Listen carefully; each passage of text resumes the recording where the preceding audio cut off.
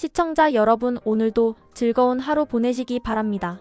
오늘의 사연 시작하겠습니다. 안녕하세요. 어느덧 쉰을 앞두고 있는 평범한 안학입니다. 세월이 이렇게 빠를 줄은 몰랐어요. 제 나이에 이제 곧 쉰이라는 말을 아무렇지 않게 하게 될 줄은 정말 몰랐습니다. 지금은 대학을 졸업하고 사회에 나가 일하고 있는 아들 하나를 두고 있고요. 요즘에는 인터넷을 보거나 사람들 이야기 들을 때 부모 때문에 마음고생하고 괴로워한다는 이야기를 의외로 자주 접하게 됩니다. 누구보다 가까운 존재인 부모가 자식에게 부담이 되고 상처가 된다는 얘기가 처음엔 낯설었는데요. 저도 사실 비슷한 상황을 겪어본 적이 있어요.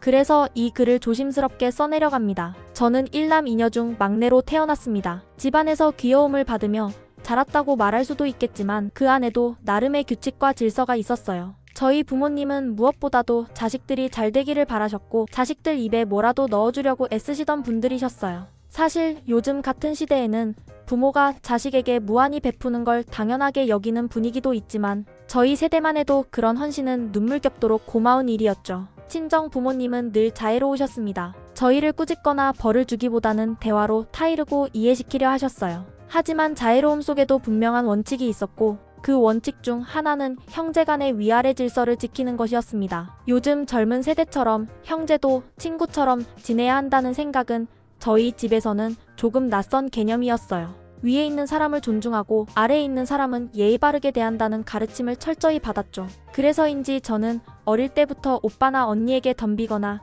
큰 소리로 맞서본 적이 단 한 번도 없습니다. 심지어 중고등학교 시절에 친구가 오빠와 싸웠다는 이야기를 하면 그게 그렇게 충격적으로 들릴 정도였어요. 어떻게 형제끼리 그렇게 말다툼을 하지?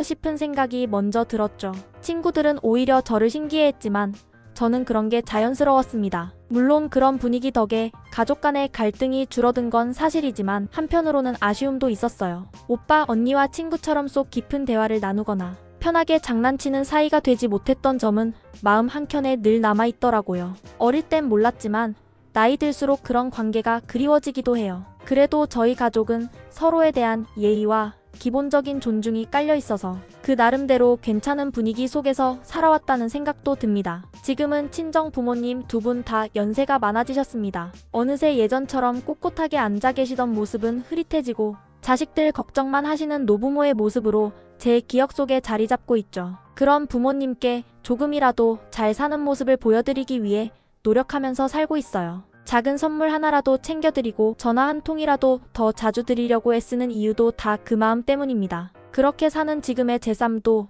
누군가에겐 평범한 일상일지 모르겠지만 저에게는 부모님을 향한 감사와 보답의 시간이라 생각하고 있어요. 남편과 결혼하고 나서 처음 시댁 분위기를 겪었을 때 저는 여러 번 정말 깊은 충격을 받았습니다. 혼자만 놀란 게 아니라 마음속으로는 내가 뭔가 잘못된 곳에 와버린 건가 싶을 정도였어요. 물론 어느 집이든 문화 차이라는 건 있고 나름의 방식이 있겠지만 저는 도저히 익숙해지지 못했던 장면들이 많았습니다. 예를 들면 식사할 때 일어난 일이었습니다. 처음 시댁에 가서 밥상에 앉았을 때였죠. 저는 항상 집에서 자란 방식대로 반찬은 모두가 골고루 먹기 좋게 중앙에 두는 줄 알았어요. 그런데 그게 아니었습니다. 시부모님이 맛있는 반찬들을 예를 들면 불고기라든가 멸치볶음 같은 걸 아무 말 없이 당신들 가까이로 끌어가더니 먼저 드시는 거예요. 처음엔 자식들이 맛있는 반찬을 부모님 앞에 놓아드린 건가? 하고 생각했어요. 그런데 아니었어요. 그게 반복되다 보니 알겠더라고요. 자식들이 드린 게 아니라 시부모님이 알아서 챙겨서 앞에 두시는 거였어요. 그걸 보고 저는 솔직히 적잖이 당황했습니다. 이게 정말 정상인가 싶었거든요. 왜냐하면 제 친정은 정반대였기 때문이에요. 저희 부모님은 지금도 여전히 그래요. 쉰이 다 되어가는 딸이 밥상에 앉아서 멀리 있는 반찬에 젓가락이라도 내밀면 거기 불편하지? 하시며 바로 반찬을 제 앞으로 옮겨주세요. 그렇게 딸이든 사위든 손님이든 누구든 식사할 때 마음 편하게 먹도록 배려하시는 게 너무 자연스러웠어요. 그런데 시댁은 뭐랄까 모든 것이 시부모님 위주였어요. 식사 자리뿐 아니라 생활 전반이 그랬습니다. 누가 뭘 하든 무슨 일을 결정하든 간에 중심에는 항상 시부모님이 있었고요. 자식들은 그저 따라야만 했어요. 심지어 싫고 귀찮은 일은 당연하다는 듯이 자식들에게 넘기고 반대로 좋은 건 먼저 본인들이 챙겨가시는 모습에 저는 정말 적응하기 힘들었어요. 처음에는 제가 너무 민감하게 받아들이는 건 아닐까 생각했어요. 그런데 시간이 지날수록 그런 의심은 확신으로 바뀌었습니다. 이건 단순한 가족 문화 차이가 아니었어요. 시부모님의 태도는 명백한 이기심이었고 그것은 단지 습관이 아니라 확고한 사고방식이었습니다. 그리고 더 답답했던 건 시부모님뿐만 아니라 그 자식들까지도 똑같다는 거예요. 그 부모의 그 자식이라고 하잖아요. 시숙이며 시누이며 하나같이 자기 이익을 위해서는 누구보다 빠르고 적극적이더군요. 남의 사정은 전혀 고려하지 않고 자기에게 조금이라도 손해가 되겠다 싶으면 딱 끊어버리고 조금이라도 이득이 되면 뭐든 밀어붙이는 그런 스타일이었어요. 그런 사람들과 가까운 가족이라는 이유로 마주하며 살아야 한다는 현실이 저에겐 너무 고통스러웠습니다. 저와 남편은 그런 시댁 분위기 속에서 참 많은 서러움을 겪어야 했어요. 남편도 말은 안 해도 때때로 참는 표정이 역력했고 저도 그런 남편의 얼굴을 볼 때마다 마음이 찢어지는 것 같았어요. 사실 이기적으로 살아가는 것도 어쩔 수 없는 선택일 수는 있어요. 하지만 최소한 남에게 피해는 주지 않는 선에서 선을 지키며 이기적으로 살아야 하는 거 아니겠어요? 그런데 시댁 식구들은 남이 상처받든 말든 불편하든 말든 전혀 신경 쓰지 않았습니다. 오직 자기 편안함, 자기 이익만 생각했어요. 그런 환경에서 어떻게 제 남편 같은 사람이 자라났는지 아직도 저는 믿기지 않아요. 신기하게도 남편은 그들과는 전혀 다른 사람이에요. 착하고 배려심 있고 늘 제가 불편할까 조심스러워하는 모습에 가끔은 정말 저 집에서 자란 게 맞나? 싶을 정도죠. 어쩌면 그런 집안에서 자라며 오히려 반대로 배운 걸지도 모르겠어요. 그래서 남편이 더 안쓰럽고 고맙고 사랑스럽습니다. 저는 20대 중후반이 되던 해에 지금의 남편을 만났고 그렇게 인연을 맺어 결혼하게 되었습니다. 남편은 당시 7급 공무원 시험에 합격한 지 얼마 되지 않았고 직장에 다닌 지도 채 2년이 안 되었던 때였습니다. 젊은 나이에 안정적인 직장을 가진 남편이 대견하면서도 한편으로는 이제 막 사회에 적응해가는 그에게 결혼이라는 책임까지 얻는 것이 조금은 미안하기도 했어요. 그런데 결혼 준비를 하면서 저는 또 한 번 현실이라는 벽을 마주하게 되었어요. 결혼이라는 건 당사자 둘만의 문제가 아니라는 걸, 그리고 가족이라는 이름으로 얽힌 관계들이 얼마나 복잡하고 때론 무거운 것인지 뼈저리게 느끼게 되었죠. 특히 시부모님과의 문제는 결혼 전부터 시작됐습니다. 저희 부부가 결혼할 당시 시부모님은 돈 한 푼 보태주신 게 없었어요. 그 자체는 괜찮았어요. 요즘 세상에 서로 여건이 되지 않으면 각자 알아서 준비하는 것도 이해할 수 있잖아요. 그런데 문제는 이후였어요.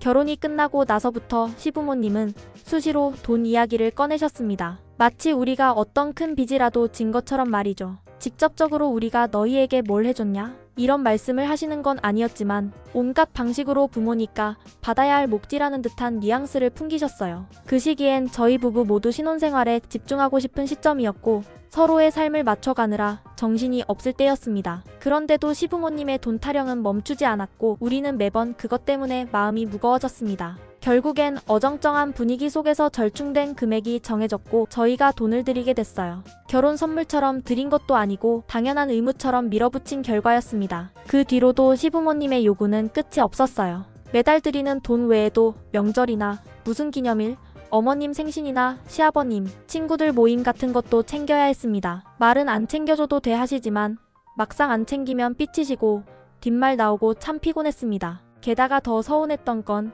시숙과 시누이의 태도였습니다. 두 사람 모두 시부모님께 뭐 하나 챙겨드리는 사람들은 아니었어요. 명절에 인사 오지도 않고 생신에도 전화 한 통 제대로 안 드릴 때도 많았죠. 그럼에도 불구하고 시부모님은 그런 자식들에게는 아무 말도 하지 않으셨습니다. 반면 저희 부부는 그 빈자리를 채우듯 뭐든 더 하게 되었고요. 정말 이상했어요. 챙기지 않는 자식에게는 기대를 낮추고 아무런 불만도 표출하지 않으면서 그나마 뭔가 하려고 애쓰는 자식에게는 더 많은 것을 요구하고 실망도 더 크게 표현하시는 모습에 말이죠. 심지어 시숙은 공공연하게 부모님 재산은 장남인 나한테 다 올 거니까 괜히 기대하지 말라는 말을 하고 다니는 사람이었어요. 그런 말 아무리 농담처럼 해도 가족 사이에서는 예의가 아니잖아요. 그런데 그걸 당당하게 사람들 앞에서 떠들고 심지어 시부모님 앞에서도 비슷한 얘기를 늘어놓는 걸 보면서 이 가족은 참 이상하다는 생각을 더 확실히 하게 됐어요. 그러던 어느 날 시부모님이 말씀하셨습니다. 이제 힘들다. 제사 이젠 내가 가져가라. 원래라면 장남인 시숙이 제사를 이어받는 게 순서였지만 시숙은 단칼에 거절했어요. 안 해. 시간도 없고 귀찮아. 너희가 해. 그렇게 말하고는 돌아서더군요. 그때 남편이 저에게 조심스레 말을 꺼냈어요. 내가 할까? 난 할아버지 할머니랑 정이 참 깊었잖아. 그래도 누군가는 모셔야지. 그 말을 듣고 저는 한참을 고민했어요. 부담도 컸고 솔직히 억울한 마음도 들었어요. 막내인데 왜 우리가? 왜 그 모든 수고는 늘 착한 사람 목 띄어야 하나? 하지만 결국 좋은 일한다는 마음으로 저희가 제사를 이어받기로 했습니다. 그 후로 해마다 제사가 돌아오면 모든 준비는 제가 도맡아 해야 했습니다. 남편도 도와주지만 음식 준비는 결국 제 손을 타야 하니까요. 더 속상한 건 누구 하나 고맙다는 말조차 해주지 않는다는 거예요. 오히려 이건 간이 너무 세다.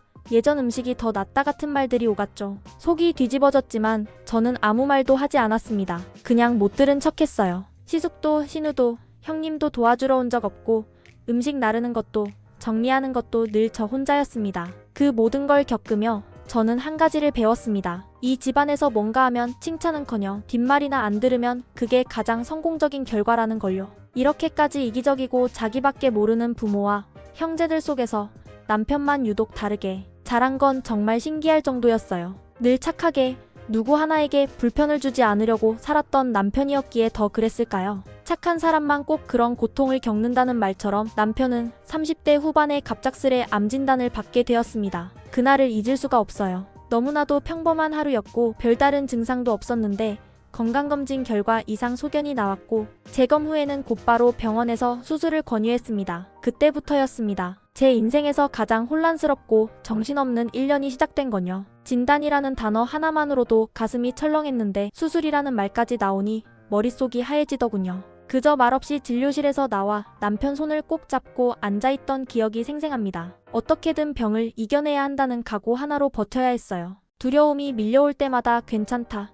수술만 잘 되면 된다며 스스로를 다독였습니다. 다행히도 수술은 무사히 끝났고 남편도 잘 버텨주었습니다. 회복도 예상보다 빠른 편이었고 결국에는 복직까지 하게 되었습니다. 하지만 문제는 거기서 끝이 아니었어요. 수술과 회복은 육체적인 싸움이었다면 이후의 시간은 정신적인 고통의 연속이었습니다. 남편이 입원해 있는 동안 시부모님은 딱 한 번 병원에 다녀가셨어요. 그것도 마지못해 정말 의무감에 떠밀리듯 오신 느낌이었습니다. 눈물 한 방울, 위로의 말 한마디 없이 의자에 앉아 시간만 때우다 가시는 모습을 보며 저는 속으로 얼마나 참담했는지 몰라요. 그보다 더 충격적이었던 건 시숙과 시누이였습니다. 병문안은커녕 안부전화 한 통 없었습니다. 아니 정말 단 한 통도 없었어요. 남편은 그래도 형제인데 한마디쯤은 물어올 줄 알았던 모양이에요. 처음엔 핸드폰을 자꾸 확인하더니 나중엔 말도 없이 놓아버리더군요. 저는 그런 남편의 뒷모습을 보며 눈물을 삼켰습니다. 아픈 사람에게 가장 필요한 건 따뜻한 말 한마디인데 그조차 받을 수 없는 가족이라는 현실이 너무 잔인했어요. 그러던 중 설 명절이 다가왔습니다. 남편은 회복 중이라 몸을 제대로 움직이기도 힘든 상태였고 저는 밤낮으로 간호에 지쳐 있었어요. 그래서 용기를 내어 시부모님께 말씀드렸습니다. 올해는 차례를 지내지 않겠습니다. 저희 상황이 너무 힘들어요. 그 말이 끝나자마자 어머님의 목소리가 높아졌습니다. 그게 무슨 소리냐. 아무리 그래도 명절인데 차례는 지내야지 하시며 화를 내시더군요. 저는 조심스럽게 반박했습니다. 친정에서는 집안에 아픈 사람이 있으면 제사며 차례며 모두 미룹니다. 그런 날은 조용히 보내야 한다고 배웠어요. 그런데 저희는 지금 사람이 아픕니다. 살아있는 사람이 먼저 아닌가요? 하지만 어머님은 들으시지 않았어요. 아무리 제가 상황을 설명하고 사정을 말씀드려도 그런 식으로 명절을 빠지면 앞으로는 핑계가 된다느니 이런 식으로 전통이 무너진다느니 하시며 단호하셨습니다. 그때 저는 깨달았어요. 이분들에게 중요한 건 자식의 고통이나 가족의 건강이 아니라 자신들이 생각하는 틀이구나. 그래서 저는 끝까지 우겼습니다. 안 됩니다. 이번 설은 저희가 차례를 지내지 않겠습니다. 단호하게 말했고 결국 설 차례는 생략하게 되었죠. 그 결정 하나로도 시댁 분위기는 냉랭해졌고 이후 몇 달간 눈치 보는 상황이 이어졌습니다. 그 일이 있고 나서 저는 깊은 회의감을 느꼈습니다. 이게 정말 가족인가? 자식이 아파도 명절상 하나 차리는 일에만 관심 있는 부모. 그런 상황에서도 자기 일 아니면 나 몰라라 하는 형제들. 어떻게 이런 사람들이 부모이고 형제일 수 있을까? 제가 지금껏 말씀드린 것들 말고도 서운했던 일은 차고 넘칩니다. 하지만 남편이 병실에서 힘겹게 숨을 쉬는 모습을 보며 저는 입을 꾹 다물 수밖에 없었어요. 혹시라도 그 갈등이 남편에게 스트레스로 다가가면 어쩌나 싶어서요. 그 시기만큼은 오직 남편의 회복만을 위해 저 자신을 접고 살았습니다. 참아야 했고 참을 수밖에 없었어요. 그리고 그 끔찍했던 기억이 채 가시기도 전에 3년 뒤 남편의 암이 재발했습니다. 그 소식을 처음 들었을 때 저는 숨을 제대로 쉴 수 없었습니다. 병원 진료실에서 의사의 입에서 재발이라는 단어가 나왔을 때 눈앞이 캄캄했고 모든 소리가 멀리서 들리는 것 같았어요. 이번에는 수술도 어렵다더군요. 항암 치료만이 유일한 방법이라며 버텨야 한다고 했습니다. 그 순간 저는 다시 지옥 같은 시간을 각오해야 했습니다. 치료비, 약값, 통원 치료에 필요한 차량 이동, 생활비 모든 게 발등에 불처럼 떨어졌습니다. 신혼 초에 대출 끼고 어렵게 장만했던 작은 집, 그 집 대출금도 아직 다 갚지 못한 상태였고요. 그런데 아이가 이제 중학생이 되면서 드는 돈이 더 많아졌어요. 학원, 급식비, 교복, 참고서 어디 하나 빠지는 게 없었어요. 그런 상황에서 제사까지 챙겨야 한다는 말이 나왔습니다. 시부모님은 그 상황을 뻔히 알면서도 또다시 제사 이야기를 꺼냈습니다. 대놓고 명령하지는 않으셨어요. 하지만 제사 준비는 잘하고 있지? 이번에도 조용히 잘 지내야지 같은 말로 사실상 강요 아닌 강요를 하셨습니다. 솔직히 말해 정말 죽고 싶을 만큼 힘들었어요. 저는 도저히 납득이 가지 않았습니다. 남편은 그때 이미 항암 중이라 음식 냄새만 맡아도 속이 울렁거리고 구토를 하던 상황이었어요. 아무리 입맛이 떨어져도 억지로 동치미 국물에 밥을 말아 겨우 몇 숟가락 먹는 게 전부였습니다. 그런 남편 곁에서 저는 부엌 문 하나 여는 것도 조심스럽고 냄새 나는 음식은 아예 만들지도 못하고 있었어요. 그런데 그런 상황에서 고기 굽고 생선 튀기고 전 부치고 탕국 끓이는 제사상을 차리라고요? 말이 됩니까? 남편이 항암 주사 맞고 와서 머리 싸매고 토악질하며 쓰러져 있는데 저는 부엌에서 생선 비린내 나는 기름을 튀기고 있어야 하는 겁니까? 더 기가 막힌 건 그런 상황에서도 시부모님은 본인들 먹을 것만 챙기기에 바쁘셨다는 겁니다. 남편이 항암 시작하고 나서 저희는 음식 냄새 하나에도 신경을 곤두세워야 했어요. 밥물에 김치 국물 들어가도 비위가 상해서 못 먹을 만큼 예민해졌거든요. 그런데 그런 집 사정을 알면서도 시부모님은 전혀 관심 없었어요. 소고기 탕국 한 그릇 먹으면 입맛이 돌 것 같더라. 감기 걸렸더니 죽 좀 끓여보지 그러냐. 예전엔 네가 쇠고기 묵국 끓여오면 참 좋았는데 이런 말을 아무렇지도 않게 하시더군요. 본인들이 감기 한번 걸렸을 때는 고기죽 찾고 미역국 찾고 입맛 없다고 투정 부리던 분들이 정작 아들이 항암 치료 중이라 입맛은커녕 물도 제대로 못 넘기는 상황인데도 단 한마디 위로조차 없었습니다. 그뿐만이 아니었어요. 시숙네는 매번 제사 날이면 슬쩍 와서 절만 하고 숟가락 몇 번 들고는 조용히 가버리는 사람들이었습니다. 제사 준비나 음식 정리는커녕 뒤치다꺼리 하나 안 도우면서도 제사는 꼭 와서 챙기고 갔어요. 왜냐고요? 그래야 나중에 우린 제사엔 꼭 참여했다고 말할 수 있으니까요. 사람들 앞에서는 효자, 효녀 코스프레해야 하니까요. 그런 사람들과 함께 제사상을 차리고 함께 밥을 먹고 웃으며 술을 따르는 게 너무나 역겹고 모욕스러웠습니다. 집안 형편이 어려운 것도 남편이 아픈 것도 아이가 사춘기를 겪으며 마음고생하는 것도 그 어느 것도 시댁 사람들에겐 중요하지 않았어요. 오직 중요한 건 본인들이 정한 그 틀, 형식, 명분뿐이었습니다. 사춘기에 접어든 아이는 아빠 걱정에 밤마다 잠을 설쳤고 공부도 집중을 못했습니다. 아이의 책상 위에는 아직 채 풀지 못한 문제집이 쌓여만 갔고 저는 그걸 볼 때마다 가슴이 찢어졌어요. 엄마로서 해줄 수 있는 게 아무것도 없다는 사실이 너무 괴로웠습니다. 그런데도 시부모님은 제사 타령, 음식 타령을 놓지 않으셨습니다. 솔직히 말해 저는 정말 생각했어요. 저 사람들 과연 인간 맞나?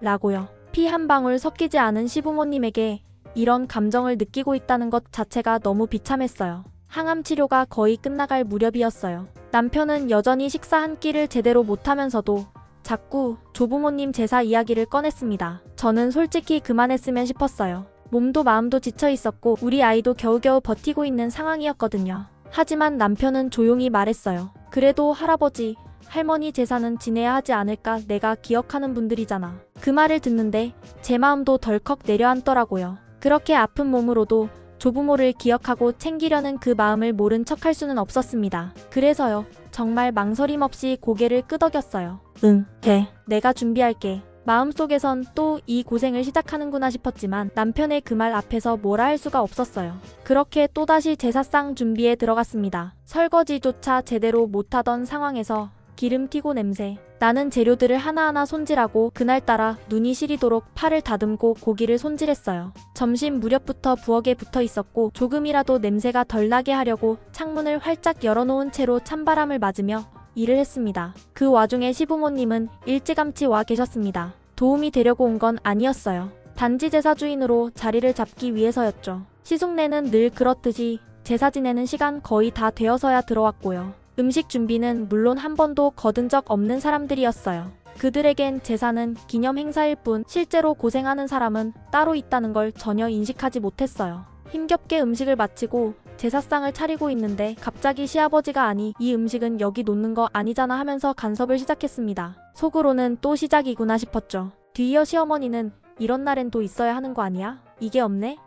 라며 또 한마디 얹으셨습니다. 예전 같으면 그냥 네 어머님 하고 넘겼을 거예요. 하지만 그날만큼은 정말 참기 힘들더군요. 숨을 한번 고르고 조용히 말했습니다. 어머님, 아버님, 저희 지금 병자 있는 집이에요. 이런 상황에 이만큼 상 차렸으면 고마운 줄은 아셔야죠. 제발 그만하세요. 너무 힘들어요. 말하면서 목이 살짝 떨렸습니다. 처음으로 반기를 든 거였거든요. 제가 항상 내만 하고 넘어가던 며느리였던 터라 시부모님도 순간 멍한 얼굴로 저를 쳐다보셨어요. 그때 시아버지가 정색을 하며 말했습니다. 그러니까 집에 우환이 드는 거야. 제사에 정성이 없으니 이런 일이 생기지. 그 말을 듣고 머릿속이 하얘졌습니다. 방금 무슨 말을 들은 거지? 제사에 정성이 없어서 우리 집에 병이 생긴 거라고요? 그렇게 아파가며 살고 있는 제 남편이 제사상 하나 제대로 못 차려서 병을 얻은 거라고요? 그 순간만큼은 시부모님이 사람이 아니라고 느껴졌습니다. 인간이라면, 가족이라면, 자식이 아프고 며느리가 밤을 새워가며 고생하는 걸 봤다면 그런 말을 어떻게 입에 올릴 수 있죠? 그날 저는 진심으로 숨이 막히는 줄 알았습니다. 가슴이 콱 조여오고 목구멍이 꽉 막혀서 말도 제대로 나오지 않았습니다. 심장이 벌렁거리고 얼굴이 화끈거리고 그 자리에 서 있는 것조차 힘들 정도였어요. 분노, 서러움, 자괴감 모든 감정이 한꺼번에 몰려오면서 더는 참을 수 없었습니다. 저도 모르게, 정말 저도 모르게 시부모님과 시숙 앞에서 소리를 질렀습니다. 차남인데도 매년 제사 정성 다해서 지냈습니다. 저희는 어른 말씀 어기는 일 없이 꾹꾹 참아가며 다했어요. 그 조상 귀신이라는 존재가 있다면요. 그 정성 보답해줘야 하는 거 아닌가요? 정성껏 지낸 후손한테 암이 2번씩 걸리게 합니까? 조상이 있는 거 맞습니까? 아니면 대대로 못되게 살아온 집안이거나요? 더 이상 제사 안 지냅니다. 이젠 못하겠습니다. 그 말을 내뱉고도 저는 멈추지 않았어요. 옆에 있는 시어머니를 보며 말했습니다. 어머님은 아직도 정정하시고 식사도 잘하시잖아요. 기운도 있으시고 손도 야무지시고요. 그러니까 이젠 어머님이 제사 직접 정성껏 지내세요. 그 정성스러운 제사상에서 복도 많이 받으시고요. 그리고는 제가 그동안 차리던 제사 음식을 죄다 손으로 밀어 다시 주방으로 내다버렸습니다. 가지런히 놨던 전이며 나물이며 탕국이며 조용히 정리해서 싱크대로 옮겼습니다. 정리라고 하기보단 내려놓은 분노를 걷어들이는 행위였죠. 한 접시 한 접시 옮기면서 이젠 정말 끝이다라고 마음속으로 다짐했습니다. 그때 시아버지가 제 옆에서 혀를 차시며 말했습니다. 에휴, 여자가 잘못 들어와서 집안이 풍비박산나게 생겼구만. 그 말이 제 귀에 꽂히자 참았던 화가 또 한 번 치밀어 올랐습니다. 저는 가만히 그 말을 되뇌다가 차분하지만 단호하게 되받아쳤습니다. 아버님, 이 집안이 풍비박산 나려는 진짜 이유는요. 시집살이라는 말도 제대로 모르고 젊은 나이부터 자식에게 제사 떠넘기고 생활비 챙기고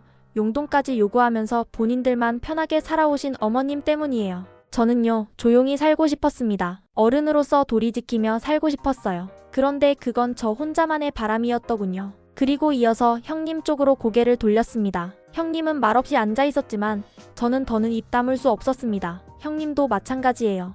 맏며느리라면서 집안일엔 손도 안 대고 제사도 안 도우면서 좋은 일 있을 때만 나타나는 모습 누가 봐도 뻔해요. 그렇게 누리기만 하는 것도 됨됨이 아닙니다. 어른이면 어른답게, 맏며느리면 맏며느리답게 하셔야죠. 말을 마치고 저는 조용히 숨을 내쉬었습니다. 하지만 그 여운은 방 안가득히 퍼졌습니다. 쥐죽은 듯 조용한 그 자리에서 저는 마지막 말을 던졌습니다. 앞으로 저는 아무것도 안 합니다. 이상한 사람들끼리 이상한 제사 지내시고 복도 마음껏 나눠 가지세요. 저는 이 집안 사람 아니니까요. 적어도 제 남편, 제 아이는 저한테 가장 소중한 가족이고 그 둘만 지키면 됩니다. 이제 그만 나가주세요. 그 자리에 모든 공기가 얼어붙는 것 같았어요. 누구도 말을 잇지 못했고 시숙은 고개를 돌렸고 시어머니는 눈만 껌뻑이셨습니다. 시아버지는 자리에서 일어났다 앉았다를 반복했고요. 저는 더 이상 그 자리에 서 있을 이유도 그들의 눈치를 볼 의무도 느끼지 않았습니다. 사실 이렇게 말하고 싶은 순간은 수도 없이 많았어요.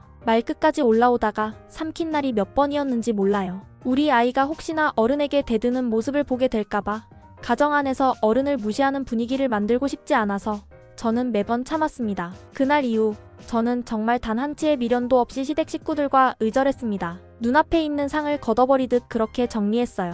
마음 한구석이 허전하거나 아쉬웠던 것도 아닙니다. 되려 너무 늦게 끝냈다는 생각이 더 들더군요. 그렇게 몇 년을 살았습니다. 명절이 돌아와도 제삿날이 다가와도 시댁과 연결되는 어떤 날에도 전화 한 통 없이 연락 하나 없이 조용히 지냈습니다. 그 사이 저희 집에는 작은 기적이 찾아왔습니다. 남편이 항암 치료를 받으며 지옥 같은 시간을 견딘 지 5년, 마침내 완치 판정을 받았어요. 병원 복도에서 의사 선생님이 웃으며 잘 이겨내셨습니다 라고 말하던 순간 저는 한참을 아무 말도 하지 못했습니다. 남편은 조용히 제 손을 잡았고 저는 그 손을 꼭 쥐고 고개만 끄덕였습니다. 속으로는 몇 번이고 되뇌었어요. 살았다. 진짜 살았다. 그렇게 병도, 멸시도, 가족이라는 이름의 가면도 다 떨쳐낸 듯 지내던 어느 날부터 시부모님의 연락이 다시 오기 시작했습니다. 처음에는 남편과 통화하셨다고 들었어요. 명절이나 생신 때 남편에게 전화가 오긴 했다고 하더라고요. 저는 그냥 그러려니 했습니다.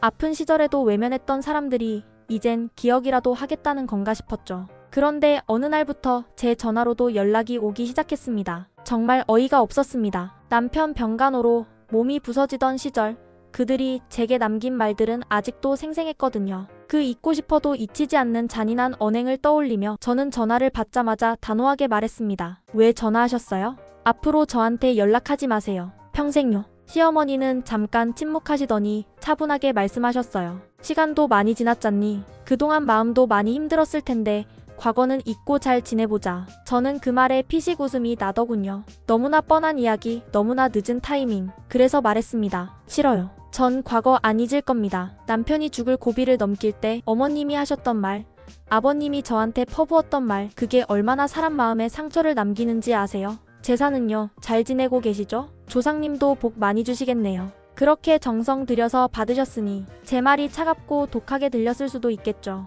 하지만 저는 후회하지 않았습니다. 그 당시를 떠올리면 아직도 숨이 턱 막히는데 어떻게 잊을 수 있겠어요. 어떻게 미소 지으며 지낼 수 있겠냐고요. 그런데 신기하게도 시어머니는 그 말을 다 듣고도 끊지 않으셨어요. 묵묵히 듣고만 계셨습니다. 평소 같으면 반박하셨을 법도 한데 그날은 그러지 않으셨어요. 저는 감정 하나 섞지 않은 딱딱한 말투로 하고 싶은 말을 끝까지 다 하고 더 할 말이 없어서 전화를 끊었습니다. 그런데 며칠 후 또 전화가 왔습니다. 그 다음 날도 또 그 다음 날도 받지 않자 문자도 왔고요. 조용히 살고 싶었던 제게 다시금 시댁이라는 이름이 파고들려 하더군요. 남편에게 조심스럽게 물었습니다. 요즘 어머님이 자꾸 연락해. 당신한테도 그래? 남편은 한숨을 쉬며 고개를 끄덕였습니다. 나한테도 자주 전화와. 받기도 애매해서 그냥 미루고 있었어. 이 말 한마디에 저는 더는 흔들리지 않겠다고 다짐했어요. 예전 같았으면 그래도 가족인데라는 생각에 또 마음을 열었을지 모릅니다. 하지만 이제는 아니었어요. 우리 가족은 이제 저희 셋뿐입니다. 남편, 아들, 그리고 저. 그 외의 가족은 이름뿐인 존재일 뿐 마음을 나누는 사람은 아니었습니다. 얼마 전 남편에게서 어이없는 이야기를 들었습니다. 시부모님이 남편에게 생활비를 달라고 하셨다는 거였어요. 그 말을 듣는 순간 저는 정말 피식 웃음이 나왔습니다. 아니 무슨 염치로? 대체 어떤 낯짝으로 그런 말을 하실 수 있는 거죠? 남편은 담담한 표정으로 말했습니다. 당신이 집안 살림 다 관리하잖아. 그래서 엄마한테 그랬어. 우리 돈은 내가 관리하는 게 아니라서 아마 당신이 안 된다고 할 거라고. 나도 그냥 못 들은 걸로 하겠다고 하고 끊었어. 그 말에 저는 아무 대꾸도 하지 않았습니다. 대꾸할 필요조차 없었으니까요. 너무 뻔한 이야기였고 너무 구차한 요구였으니까요. 저희는 몇 년 전 제사 문제로 시댁 식구들과 크게 싸운 뒤 그들과의 모든 경제적 연결도 끊었습니다. 그때까지도 매달 꼬박꼬박 용돈을 들여왔던 우리가 그날 이후 단 한 푼도 더 이상 들이지 않았습니다. 이제 와서 또다시 손 벌리는 건 누가 봐도 부끄러운 일 아니겠어요? 그럼에도 불구하고 그분들은 그렇게 말하더군요. 이제 와서 다시 연락을 시도하고 전화에 친절을 담는 척하면서 결국은 돈 때문이었다니 정말 어이없고 기가 막혔습니다. 그런데 저는 거기서 끝내지 않았습니다. 다음날 제가 직접 시어머니께 전화를 드렸습니다. 그동안 쌓인 말이 너무 많았거든요. 가슴속에서 들끓는 걸 그냥 넘길 수 없었어요. 통화 연결음이 끝나고 전화가 연결되자마자 저는 이렇게 말했습니다. 어머님, 요즘 저한테 계속 연락하신 거 생활비 때문이셨어요? 시어머니는 잠깐 침묵하시더니 그제야 조심스럽게 말문을 여셨어요. 그게 우리가 요즘 좀 힘들다. 내 아버지도 요즘은 허리도 안 좋고. 그 말을 듣는 순간 저는 도저히 참을 수 없었습니다. 어머님, 영희 아빠 아팠을 때 병원비 한 푼 보태주신 적 있으세요? 아니, 따뜻한 말 한마디라도 하셨어요? 그땐 제사가 중요하다고 소리만 지르셨잖아요. 정성이 부족해서 아들이 아픈 거라고 그런 막말까지 하셨죠. 그런데 이제 와서 우리가 어머님 생활비를 드려야 해요? 말을 하면서도 제가 믿기지 않았습니다. 이게 정말 현실인가? 저희는 결혼 후부터 지금까지 남편이 휴직 중일 때에도 매달 용돈을 챙겨드렸습니다. 남편이 암 진단을 받고 병원에 입원했을 때에도요. 그때 친정 식구들은 병원비에 보태라며 얼마씩 모아주기도 했습니다. 다들 가진 건 많지 않아도 마음을 나누었어요. 그런데 시댁은 감정도 돈도 관심도 모두 없었습니다. 이제는 저희한테 바라지 마세요. 저희는 더 이상 시댁 일에 관여하고 싶지 않아요. 일은 저희가 다 하고 욕은 시댁이 다 했습니다. 10년 넘게 참아왔습니다. 이젠 못하겠어요. 시숙에게 말씀하세요. 부모 닮아서 자기밖에 모르는 사람이라 이론도 안 낼 거란 건 알지만 어쨌든 장남이잖아요. 기대는 거기 하시고 저희는 손 떼겠습니다. 저는 그렇게 마지막 말을 하고 단 한 번의 여운도 남기지 않고 전화를 끊었습니다. 그날 이후 다시는 전화가 오지 않았습니다. 어쩌면 제 말에 충격을 받으셨겠죠. 아니면 더 이상 쥐어짜낼 게 없다고 생각하셨을지도 모릅니다. 어쨌든 그 일로 저는 완전히 정리할 수 있었습니다. 미련도 후회도 없었습니다. 저는 할 만큼 했고 참을 만큼 참았습니다. 받은 것 하나 없이 주기만 했던 세월, 그 오랜 희생의 대가가 고작 이런 말도 안 되는 요구였다면 저는 그 대가조차 치를 가치가 없었다고 생각합니다. 그날 남편과 긴 대화를 나눴습니다. 이제 정말 끝을 내야 한다는데 서로 이견이 없었어요. 감정적으로 격해진 것도 아니었습니다. 오히려 무서울 정도로 차분했고 단호했어요. 저희는 서로를 바라보다가 고개를 끄덕였고 그렇게 조용히 전화번호를 바꿔버렸습니다. 그 이후로 지금까지 단 한 통의 전화도 문자도 인사 한마디도 오가지 않았습니다. 시댁 식구들과는 완전히 말 그대로 인연을 끊었습니다. 놀라웠던 건 남편의 태도였습니다. 저는 혹시라도 시간이 지나면 그리움이 찾아올까봐 걱정했어요. 부모니까, 형제니까 그 어떤 순간엔 다시 마음이 갈 수도 있다고 생각했거든요. 그런데 남편은 전혀 아니었습니다. 누구보다 더 단호했고 더 냉정했습니다. 부모 형제라는 단어를 입에 올리는 일조차 거의 없었고요. 그 어떤 회상도 그 어떤 후회도 그 어떤 그리움도 남편에겐 보이지 않았습니다. 저와 똑같았어요. 결국 그렇게밖에 될 수밖에 없는 집안이었던 겁니다. 나중에 시부모님 중 누군가 돌아가신다면요. 아마 장례식장에서나 얼굴 보게 되겠죠. 형식상 예의는 지키겠지만 그 이상도 이하도 없을 겁니다. 제 마음은 이미 오래전부터 떠나 있었습니다. 남편도 마찬가지고요. 그 사이 저희 아이는 정말 훌륭하게 커주었습니다. 온갖 힘든 환경 속에서도 무너지는 아빠와 흔들리는 엄마 곁에서 묵묵히 자라났습니다. 공부도 스스로 알아서 했고 불평 한마디 없이 일찍 철이 들어버렸어요. 그렇게 잘 자라줘서 얼마 전엔 취직까지 했습니다. 아이가 말했습니다. 엄마, 이제부터는 내가 엄마 아빠 도울게요. 그 말 한마디에 저는 눈물이 왈칵 쏟아졌습니다. 가난했지만 고단했지만 그래도 지켜온 우리 세 식구의 삶이 그 순간 전부 보상받는 것 같았습니다. 지금은요, 별 걱정 없이 삽니다. 큰 돈 버는 것도 아니고 어디 여유 넘치는 것도 아니지만요. 사람 눈치 보지 않고 새벽에 악몽 꾸며 깨지 않고 눈치로 가슴이 쪼그라들지 않는 것만으로도 이 삶은 충분히 평온합니다. 그런데 그런 삶을 포기하고 왜 굳이 그 지옥 같은 시댁으로 다시 돌아가겠어요? 고생만 하고 희생만 했던 지난 세월, 수고했다는 말 한마디도 듣지 못하고 도리어 욕만 들었던 그곳에 왜 다시 가야 하죠? 제가 아무리 착하고 어리석더라도 그만큼은 안 하겠습니다. 사실 이런 이야기를 누군가에게 털어놓는다는 것 자체가 쉽지 않았어요. 감정이 깊고 기억이 아프고 스스로가 너무 지쳐있으면 말조차 꺼내기 힘든 법이니까요. 그런데 이렇게라도 털어놓고 나니 정말 시원합니다. 마치 오래된 먼지를 한꺼번에 털어낸 것처럼요.